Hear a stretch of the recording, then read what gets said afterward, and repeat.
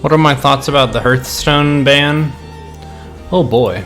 I'm kind of surprised that you're the first person to directly ask me about it, to be honest. Twitter is a hot mess. Reddit is just a storm. It's quite the ordeal, isn't it?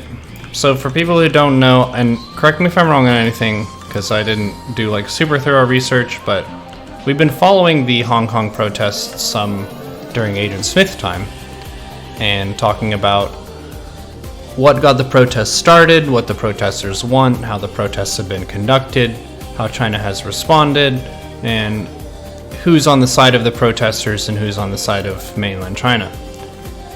And given that mainland China involves, what, more than a billion people? It's a very large block of interest, and the party in China that's in control has very aggressively pursued like ideological influence and control. You should think about us and you should talk about us in a very particular set of ways.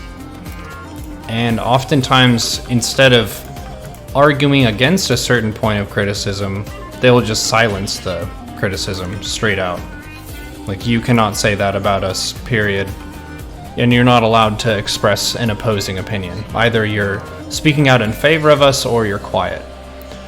So there was a Hearthstone player who won the event, and I believe he was getting interviewed, and then expressed his allegiance and support of the protesters in Hong Kong, which, just for me, my personal kind of perspective, I admire that kind of bravery and behavior. If you're a smaller entity and group that's working for positive change against a larger group that you believe not to have your best interests at heart, then for you to speak out about that is one of the most noble things that you can do.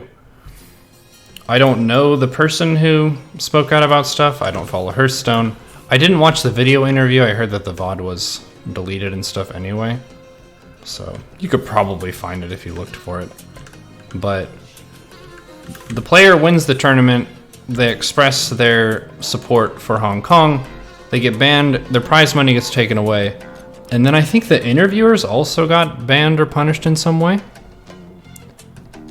Which is like, wow, that's a very fast, intense, and severe punishment for stating that you support a political movement that's going on. I don't believe it was expressing intention of violence or anything that was directly speaking against the party. I thought it was for the protesters, which I guess kind of implies that. But even so, we have the right of free speech, which there are contracts and clauses that players and casters sign, which means that it's not the same as having free speech in a town square. There's basically saying in the legalese, if you do stuff that we don't like, we can fire you. That gives them some flexibility for if they feel like you're not having a good relationship with them, then they can get rid of you, which kind of makes sense. But the problem with this is it was a political statement that wasn't directed toward Blizzard at all. But Blizzard acted as though Blizzard was attacked itself, which is interesting. I don't know the economics of the situation, but I think the Chinese market for a lot of Blizzard games oftentimes is larger than the rest of the global market. Does anyone know that? You can watch the Twitch clip. Okay, nice. Yeah, so he's wearing one of these masks that a lot of other protesters wear as a symbol of solidarity, and then he makes a statement about that.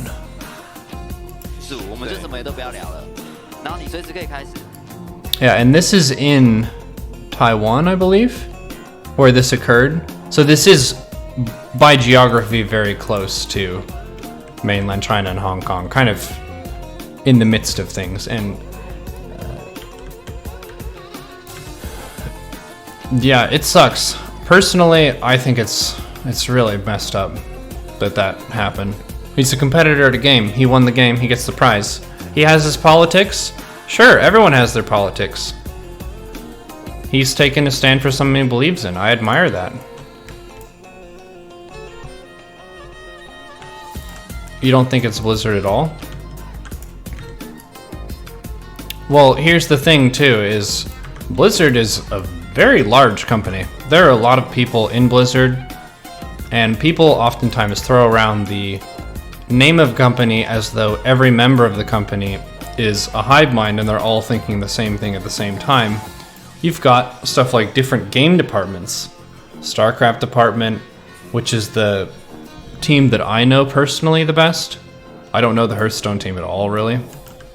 There's the Overwatch team, there's the Diablo team, there's the Heroes of the Storm team, etc. So the people who made this decision, it wasn't like they cast a vote for all of the people who work at Blizzard. It was more probably a set of like higher up people and apparently someone who was upset by the action. I wouldn't even register that like type of interview as something that would upset me, but I'm just a American kid. As an American, it seems like a very awesome American thing to do, to stand up for your people and what have you.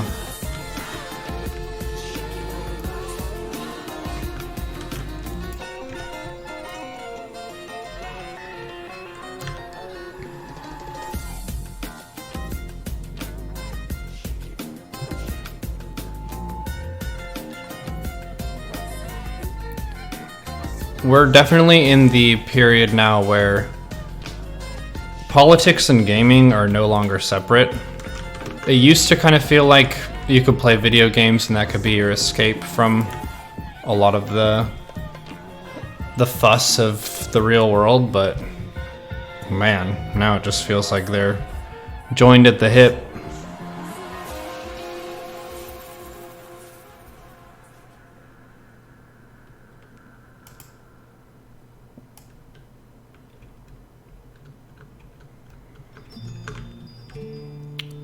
I don't know enough about like running a big business to definitively say what I think the best move would be, but one way that I would relate it to me running this stream business, which is more akin to a small business rather than a massive enterprise, is you have the goal to be successful, right?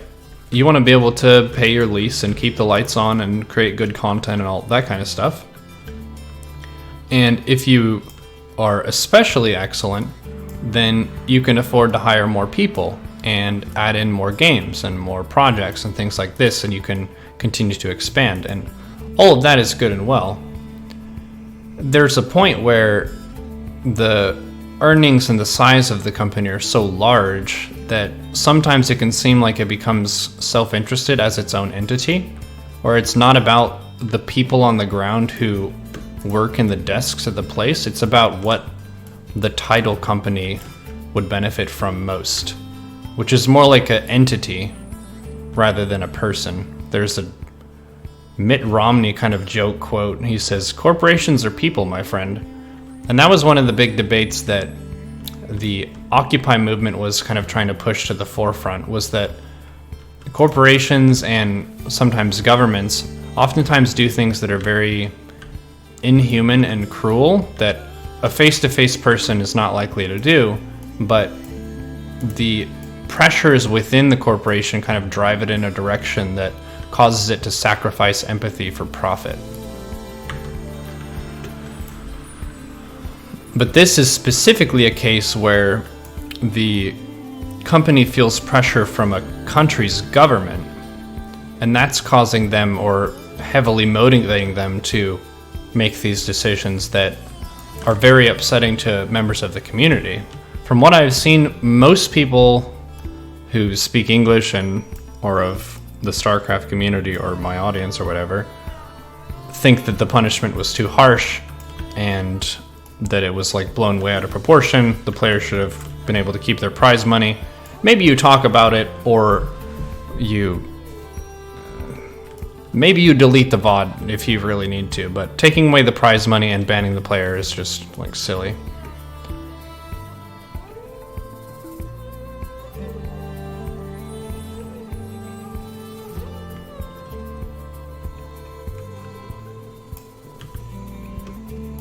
There was another game company that's kind of a competitor to Hearthstone who said that they were going to pay the player the prize money that he would have won and give him an invitation to their global final event, which is a nice gesture. Some people were saying that it's kind of a marketing move. It's a marketing move and a nice gesture, I think, in the same step.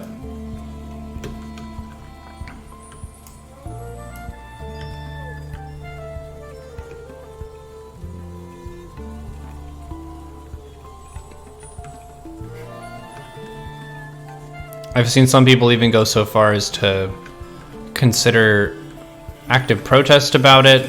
A lot of people were saying they're gonna unsubscribe with, say, their World of Warcraft sub, or uninstall other Blizzard games and things like this.